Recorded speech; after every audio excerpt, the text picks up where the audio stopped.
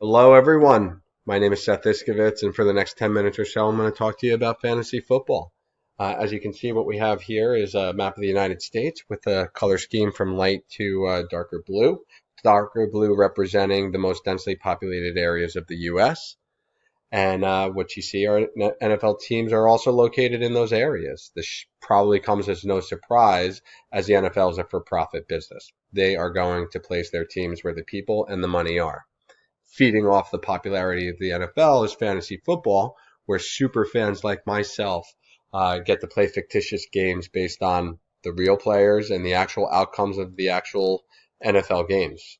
So my story today will help walk you through a preparation for an upcoming fantasy football draft.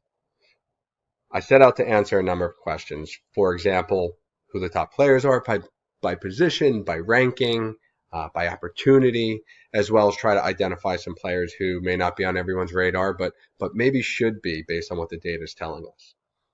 My data set is from the 2018-19 fantasy football player rankings on rotowire.com. For those of you who are really into fantasy football, the rankings are based on a standard league, non-points per reception, 6 points for every touchdown, and that includes for quarterbacks as well. My calculations include players who, as of today, have a roster spot with a team, and I remove free agents who are not currently assigned to a team. On this first slide, you see each player's predicted rankings and predicted fantasy points, as well as a list of the NFL cities placed on maps where you can quickly click back and forth to view a top player's rankings specific to that team only. Fantasy football is more about individual player production and less about the team. Here you can click through the top players by position. You can also identify the difference in fantasy production by color, as well as see the differences in predicted fantasy point totals from first to fifth within each position. The tooltip is going to be a really valuable tool for you. And what you see is that within each position, there's very little variance among the top 5 players. Over the course of the 13-game season, if the average difference is around 35 points, it breaks down to a difference of less than 3 points per game. In order to draft the best, it's important to identify other differences among players that others in the league would not normally see. For me, I want to know that my player gets the touches and the touchdown opportunities, so I created a few interactive tools to help point them out. Here I created a calculated field to identify for quarterbacks the pass completion percentage for each of the top 32 QBs. The color scale highlights the difference in fantasy point production. You could also filter by completion percentage if there's a specific group that you'd like to look at.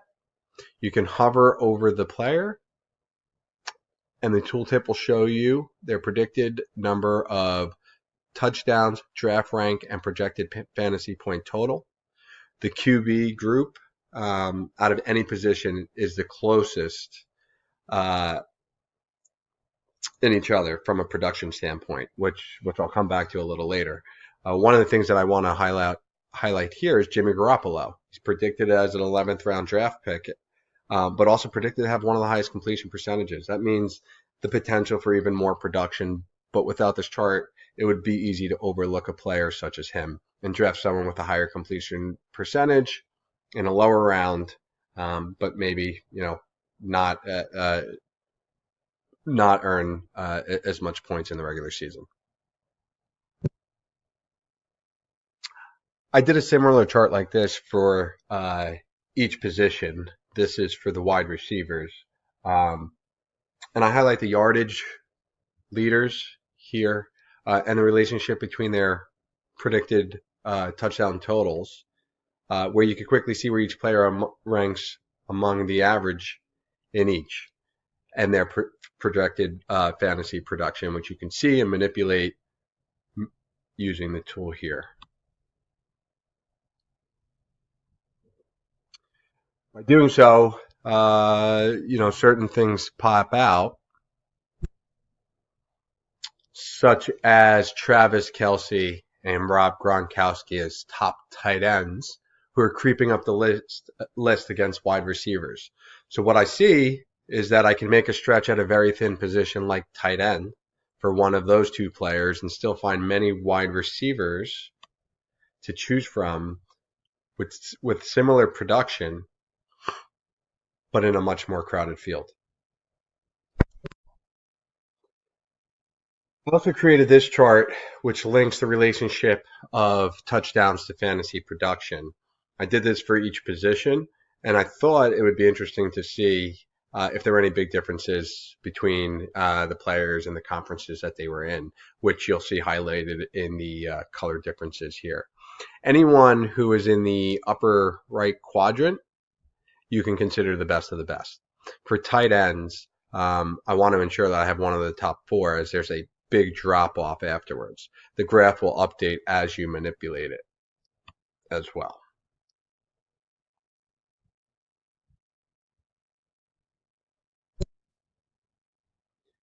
I created a few different interactive dashboards that will bring this all together. And so as you click on the different charts, everything else updates accordingly. This dashboard is all about the highest rankings in key areas, offense, rushing, and touchdown production. Some things that stand out. New England is predicted to be number one in both passing and touchdown production. That tells me to look at the Patriots players. You could highlight over more information, click on the top offenses, and then see deeper into the category.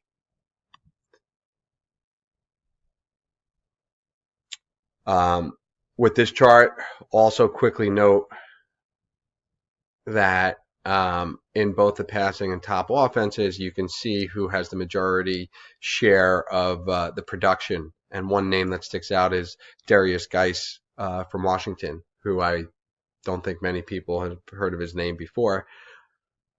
But I bet we will at some point this season. And it looks like he'll have a major part of Washington's rushing offense. So he's a great sneaky pickup that most people aren't aware of. This is my quarterback dashboard. It's fully interactive. Thought it'd be fun to see the differences between the divisions. As I mentioned earlier, there's very, very little variance between the quarterbacks. You can see that here, how they're grouped very closely together. I mentioned Jimmy Garoppolo is a sneaky pick. You can click on his name, find out where he fits in versus everybody else. And I think it's also interesting that quarterbacks don't typically have rushing touchdowns, and so that's a total to be aware of. And Cam Newton here is predicted to have 5 rushing touchdowns, which is certainly something to be aware of.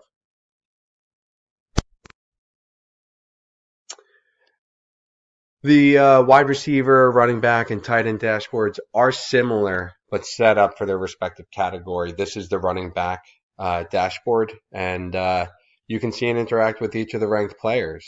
I know that we called out Darius Geis earlier, and so you can click on his name, and certainly the information will pull up and highlight exactly where he is on each of the spreadsheets. It's a great tool when evaluating players in later rounds of the draft, and obviously when key players are gone and you need to pick somebody.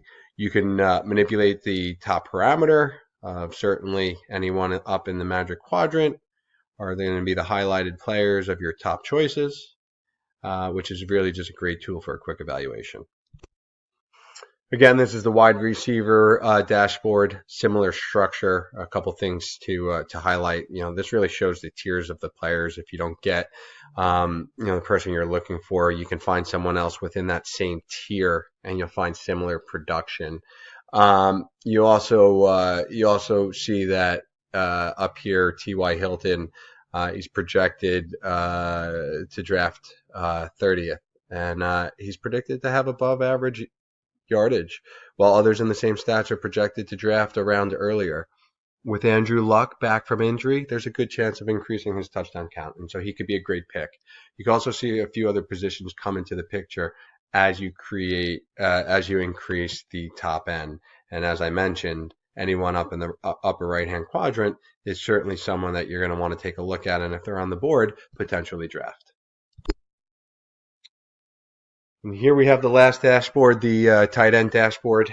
One thing I would really want to point out is that you see production drops off a cliff after the top 4 tight ends are taken. So there aren't many good choices in this position. You want to ensure that you grab one of those 4.